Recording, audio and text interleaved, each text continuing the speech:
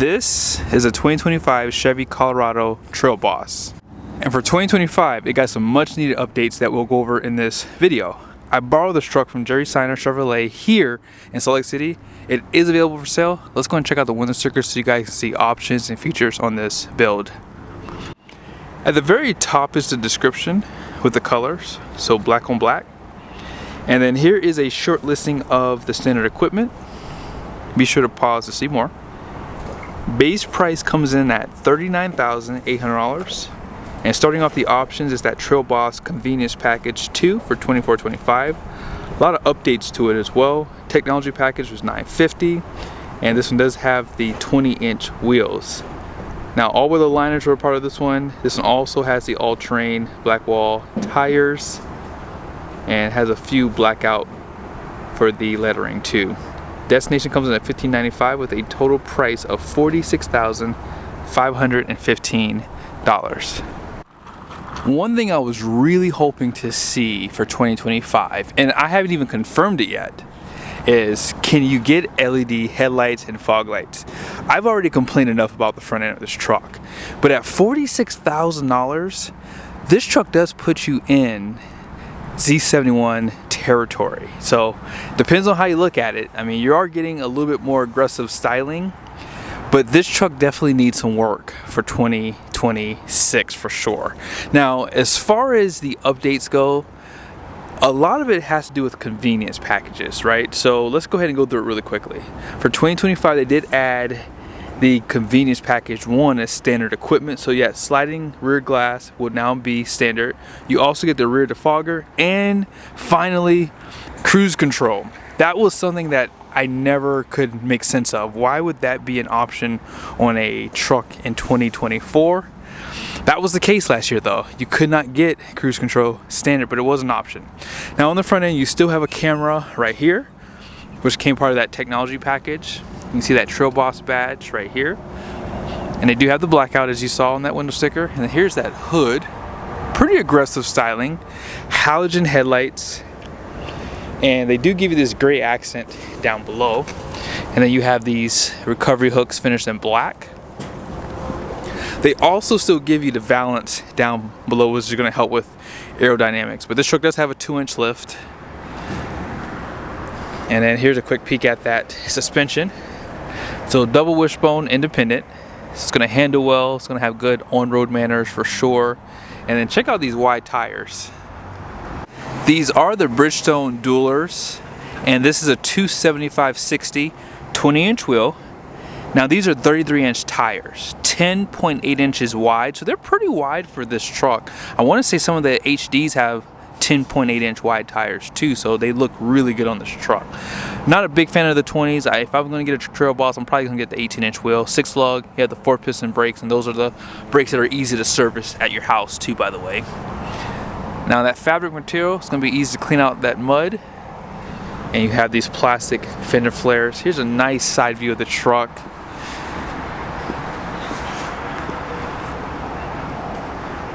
No running boards, and I actually like the way it looks without them, but I don't like these gray mirror caps. Now they do have a midnight edition package on the Z71, which will black these out. I'm not sure if the Trail Boss will have that package, but here's some of your black badging. They do give you the plastic for the door handles, and then this only comes in one configuration: crew cab, standard bed like this one,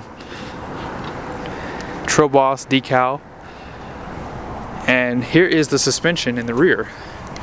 Yeah, 4 leaves in that main pack, that bottom one being a helper spring. Hopefully you can see it. A little bit of a glare there, but a good note about this truck is they do have the E-coating on the frame. Also, you can see there, they do have a wheel liner out back. Ford does not like to give you these for some weird reason, but GM does. And then here's where you're going to fill up at.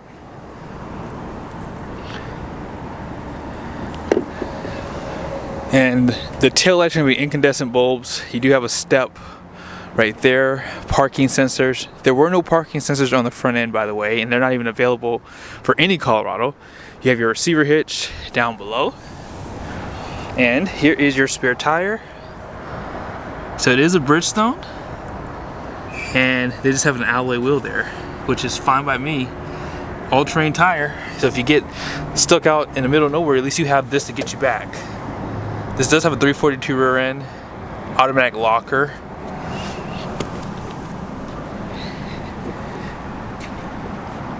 And let's see if this is assisted. There is a backup camera, by the way, too.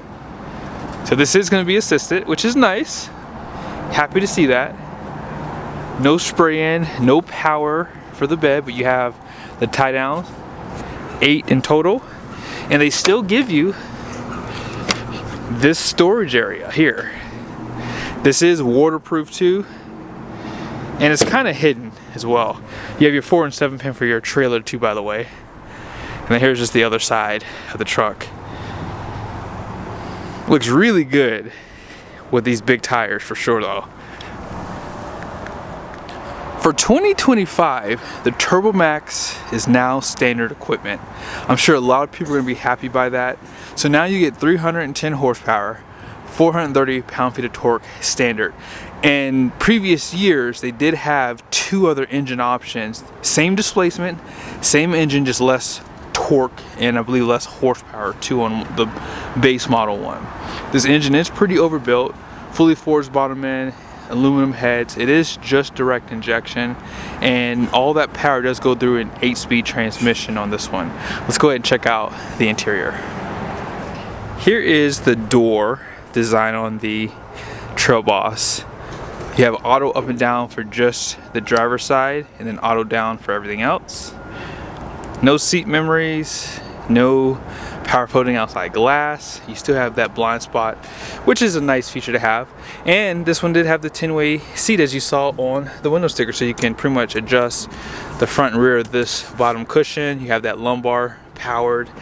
And fun fact, these seats are actually the softest GM seats I've sat in thus far, which is something that you should consider because GM is known for stiffer seats. They also give it the leather wrap steering wheel, which I love this.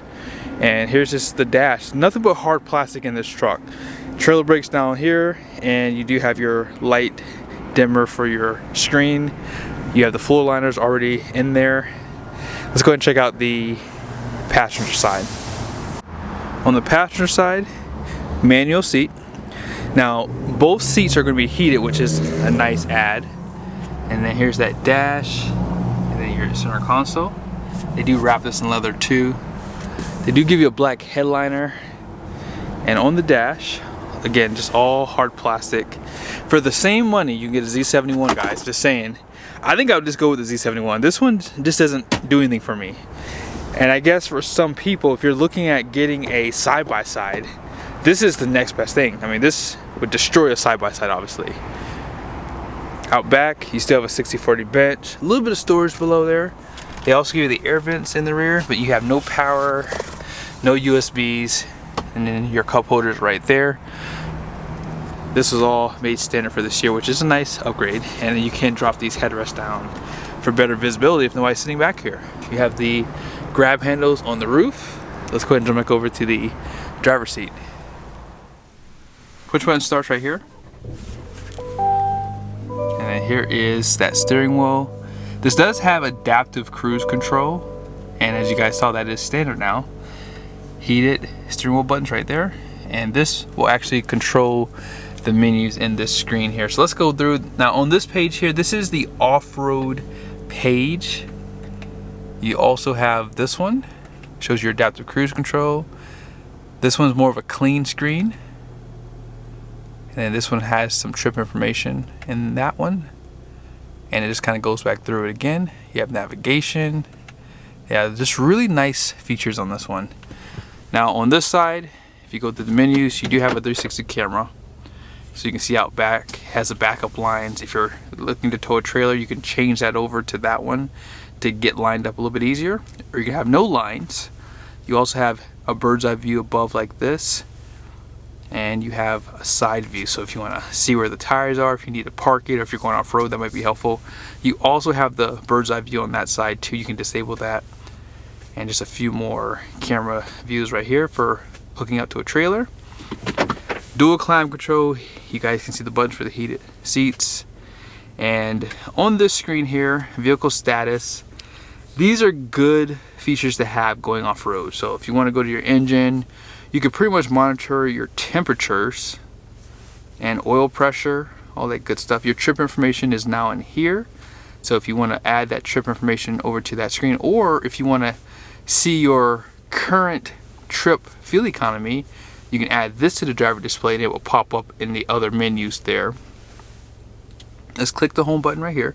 Takes you back to this menu. You can also move stuff around on the screen like so.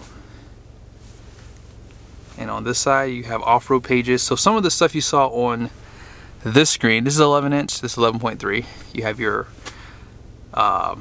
G-forces, and shows you the steering angle, the position of the transfer case, terrain, so you have the pitch and roll, tire pressure, and then overlandings right here. So you have that compass, and this shows the RPMs, and that looks to be the elevation that we're at right here, 4,100 feet. If you hit the camera right there, you do have this as an option again. If you're going off-road, this might be really helpful to get you over a rock or something like that. So really nice features that they give you. Now you probably noticed on the interior you didn't have a lot of the controls that you normally see, especially on this side, because this stock here is only for your windshield wipers and high beam and turn signals, whereas a lot of the other controls are in here. So park assistance can be disabled or turned back on through here, and your cameras, traction control, power window lockout can be controlled through here. And this kind of cleans it up for you. So if you're looking for something specifically like the lights, boom, you can just turn the lights on through your screen now. Some people don't like it. I don't think it really matters. These screens are a lot more reliable, and I'm sure you guys are noticing too, sometimes when you go to touch the screen it doesn't work that great. But you have your auto stop start that can be disabled, caution lights, this is your lane keep assist, 2 USBs, wireless charger down below. You do have multiple drive modes, so let's go through normal, off-road, tow haul, terrain, back to normal. And that's how it's controlling by swiping this. You have full drive auto there. Here is your gear selector. You also have a gear limiter right there, electronic parking brake. This little spot here is for your key. You have 2 cup holders, and then this is your center console storage. Now at the very top, no home link, but they still provide a mirror, incandescent light bulbs inside the interior, and that's standard across the board, by the way. You know, this side, and no heads-up display, none of that good stuff. Let's go ahead and check out the numbers on the door. Gross axle weight rating out front is gonna be 3,500 pounds. The rear is gonna be 3,600 pounds. Gross fuel weight rating is gonna be 6,250 pounds. 20/9 wide wheels, and all-in payload is gonna be 1,501 pounds. 35 psi all the way around. So as I said, at this price point, I kind of wish they would have just done something different on the front end. I know that this is the more off-road oriented truck, and it has that look and appearance to it for sure, but definitely my choice would be the Z71 for sure, because you can always add whatever tire you want, and I believe that they have the same style wheels as well. So unless you're really on a budget, you guys did see this truck just start under $40,000. Once you add destination, you're just a hair over $40,000, and if you get it without options, it is a good bargain in the mid-size truck segment.